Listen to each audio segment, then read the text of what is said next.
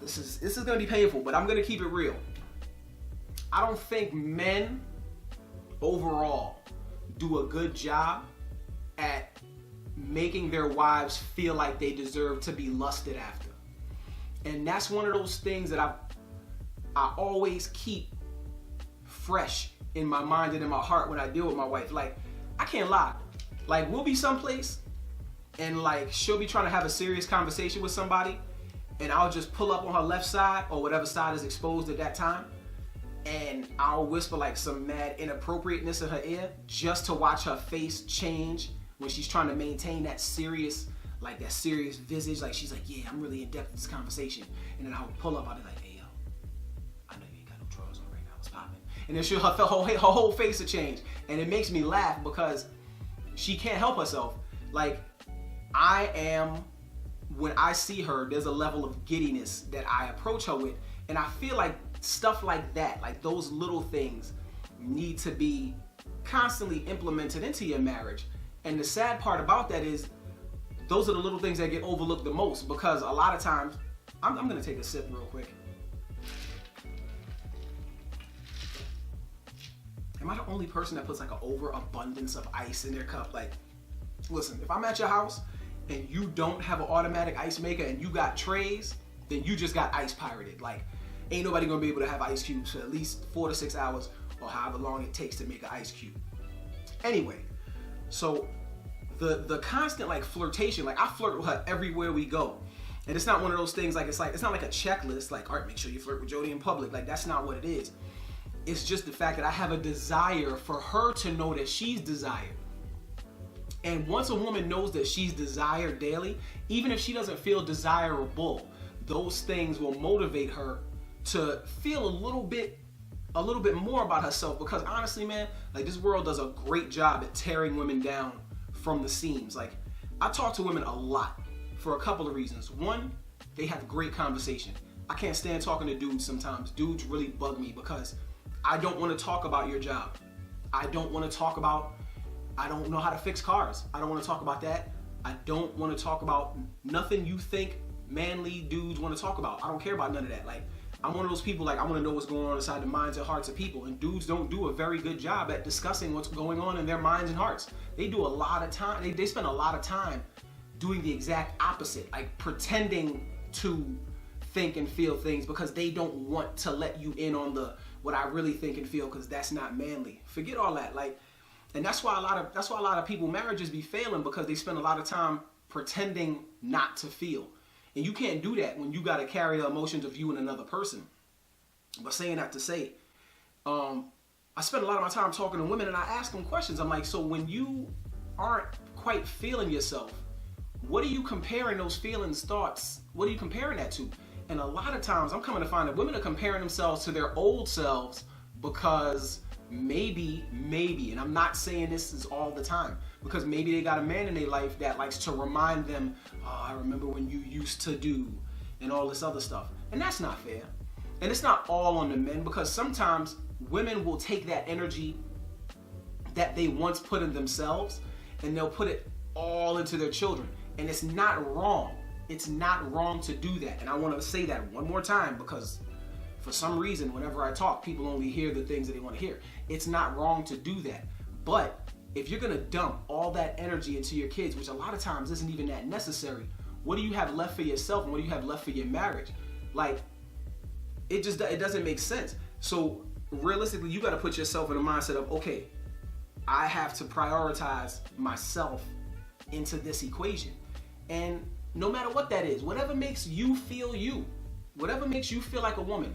That reminds me of that Shania Twain song. I'm not going to sing it because, actually I really kind of do, but I'm not going to. I'm doing it in my head like as we speak. But the fact of the matter is, like, marriage is one of those things that's meant to last the long haul. And the reason that it doesn't is because people don't do the little like architectural work, like the little structural work. Like, there's always going to be little things, like little chinks in the armor that need to be sewn up and we can't overlook. Like stupid dishes. Like, nobody likes to do dishes besides me. I actually enjoy doing dishes because it was the one chore that I did really well as a kid. So I figure, you know, if you're good at something, you might as well keep it moving.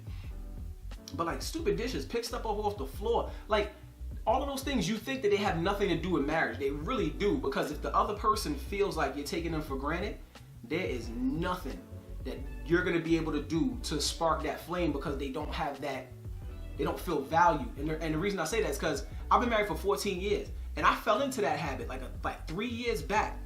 I thought it was a game. Like, it was, at that time I was doing competitive bodybuilding.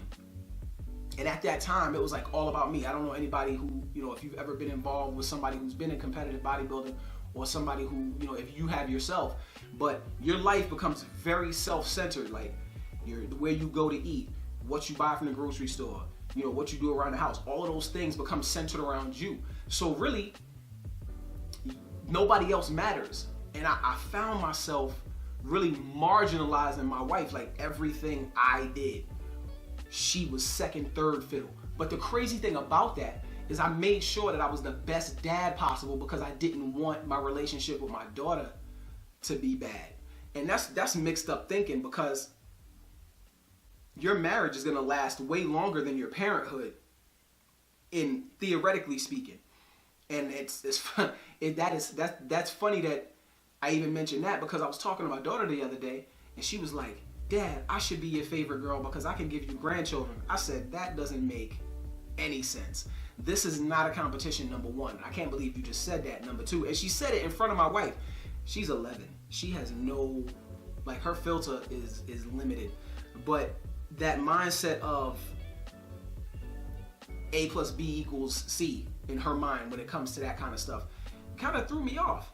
But I said, no, man. I was like, the thing about it is, you need to understand that I'm giving you the example of a marriage, so that when you enter into a relationship, you have guidelines to go off of, instead of just assuming what a marriage is. Because I think a lot of people at the beginning assume what a marriage is. Like, in the beginning, you try to do everything right. And the thing about it is, everything you do in the beginning needs to be sustainable. Nobody goes into a marriage and goes, okay, only for the first 3 years am I going to pick up after myself, and then after that I'm just going to be a slouch, and I'm just going to start wearing all stained t-shirts, and I'm going to stop caring about myself. I'm not going to shave.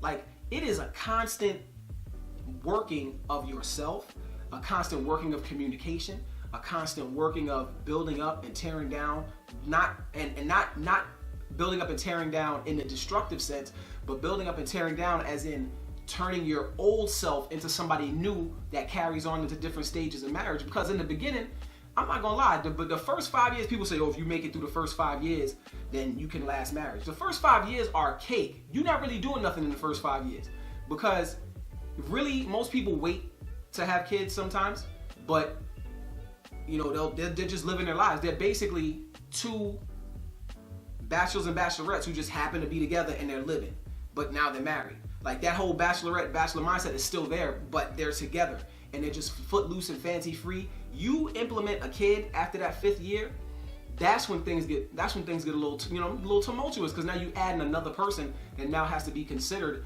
above you. And that's another thing. This is why I think communication is the number one above everything else in marriage. For some reason, people think it's sex. It's totally not, and I'm going to explain why it's not in here in a couple of minutes.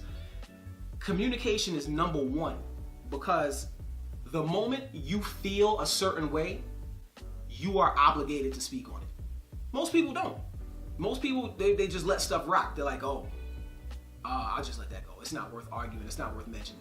You do that 6-7 times, now you've got a powder keg of emotions that you didn't even know was building up. And it's sitting here and it's welling in your chest. And then one day, you try to go in for a smooch or something, and maybe, you didn't resolve that issue. I said going for a smooch. That was corny. But anyways, you try to lean in for a kiss or something, and there was an unresolved issue, and that kiss doesn't go how you think. You're like, oh, blah, blah, blah, blah, blah. Now everything is mad fiery and misdirected energy, and everything needs to be addressed. Not in a nitpicky kind of way, but just a check-in, like, yo, we cool? Like, every now and again, you gotta ask your wife, you gotta ask your husband, yo, we cool? Because if you don't, you suffer in the long run, and you run the risk of actually allowing something to persist that you didn't even know was present because you didn't check in. Like, I remember one day I was just sitting here chilling, and I was on my phone, and I'm not usually on my phone when my wife is around. Like, I'm very conscious about that. But she walked up to me and she put a hand over my hand where my phone was at, and I looked up, and she looked at me. She's like, "Yo, we good?" I was like, "Yeah, why? What's up?" And she proceeded to tell me, she's like, "It was, last couple of nights I feel like we wasn't like really vibing. We weren't talking like we usually do." Da da da da. And at that point, like I'm mad cerebral. Even though I talk a lot, I get in my head and I will stay there. If nobody pulls me out of my head, I will sit. It is seriously like the void. I will be in my head, walking around, and until I decide to get out. So for her to do that, even after these 14 years, it lets me know that we're both actively working in our marriage. And I see it.